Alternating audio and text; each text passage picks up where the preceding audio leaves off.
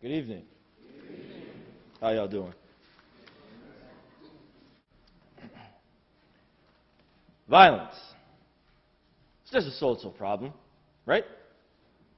It only has to do with our crimes and people with terrible morals. It's not a health problem, right? I mean, it's not like violence takes away our brothers and sisters, mothers and fathers, our loved ones, our occupations. As a matter of fact, our very futures, right? No. Violence is a major health problem. A major health problem. And as many of my peers said, that people think diseases like AIDS and cancer, drug addictions come out, but violence does not really get mentioned enough there.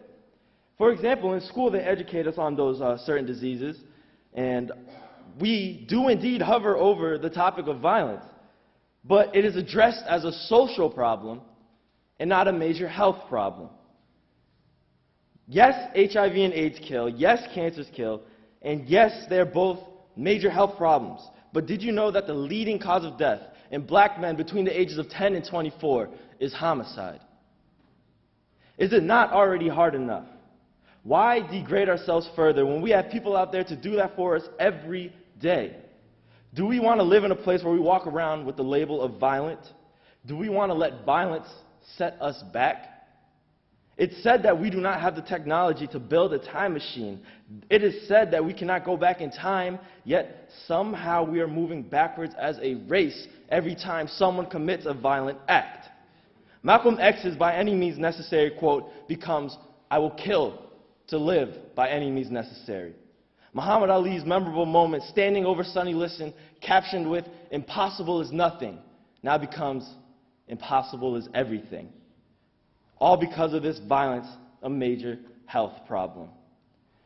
Violence does not only cause death, but it also sets us back, as I stated before. For example, stereotypes. When Chris Brown decided to beat Rihanna, he just added another name to the list of stereotypes. So now, when I get mad, instead of people saying, "Don't go Michael Vick on me," it becomes, "Whoa, Chris Brown, calm down."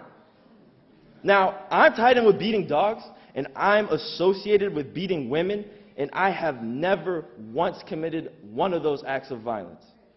But I live in Amherst, Massachusetts, a college town where the police make most of their arrests on college students who party too hard. Now imagine the 16-year-old teenager living in the projects of an inner city where the cops do not ask questions, where they are guilty until proven dead. Imagine the people everywhere who stereotype him. It's not a joke for him. He lives it. He is judged as just another violent thug because of other people's decisions to violently act out. That's not fair to him, but yet that's his life. Do we not realize how bad violence is? I mean, we are losing our empathy and becoming desensitized to the effects of violence because we see it on TV so often, we hear about it in our music, we watch it on YouTube, and even role play in our games. The result of that is sympathy is gone. Our empathy came and went. Apathy looks like it's here to stay. And the portrayal of the minorities as generally aggressive, violent, and stupid are now widely accepted. But also, it is the success stories. They almost have a greater effect on our apathy because we see this one successful black man who got out of the ghetto and made it. We think that they all can. We think, well, it can't be that hard after all. Well, let me tell you something. My father, one of 13 siblings, is one of those success stories. But how many of his other siblings got out? Just 2. One other ended up being brutally beaten to death. So 3 out of 13 successful out of my father's family. 23%. Those odds are not acceptable. And when we do hear the failure stories, it's always in a sensationalistic way designed to dehumanize and further stereotype the minorities. In school, they just tell us that violence is immoral and that we will get in trouble, but they do not teach about the cycle of violence. I had to learn from rapper Lil Wayne that we as a society spend more money keeping a person in jail than we would if we sent them to college. So how do we solve this? Education is the key. Now, when I say education, I'm not only talking about educating the people in the tough places. That's a given. I am talking about educating the people who are like me, who live in a place where violence, minority on minority violence, is just a distant, depressing thought, not a relevant, depressing life. Because people like me have more opportunities to give assistance. As Riper Ice Cube once said, "You want to free Africa? I'll stare at you, because we ain't got it too good in America." We turn a blind eye to what happens here at home. They teach us about Darfur in school. They teach about how genocide is happening over there, and it is truly a tragic situation. But when it comes to the situation like the kid in New York who got shot 50 times for pulling out his cell phone, and they thought he was pulling out a gun, no one in my school thought it imperative to stand up against that common act of violence.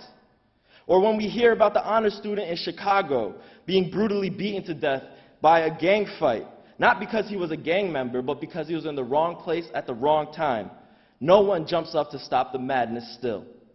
So what does all this mean? It means that we now have established violence as a major health problem. We now know that something needs to be done about it. We now know that we have to figure out ways to educate our youth on violence and start a movement. It means that we can no longer be satisfied with just watching these stories about violence on the news. It means that we should be proactive and not need a shattering event to have us jump start into action. It means we need more organizations like this very one, Alpha Phi Alpha, getting the youth involved. It means that it's time to wake up, time to rise up, time to unite and fight against violence. And just as our president said, it is time for a change because, just as these guys said, it's been a long time coming. It's time for the change right now. Thank you very much.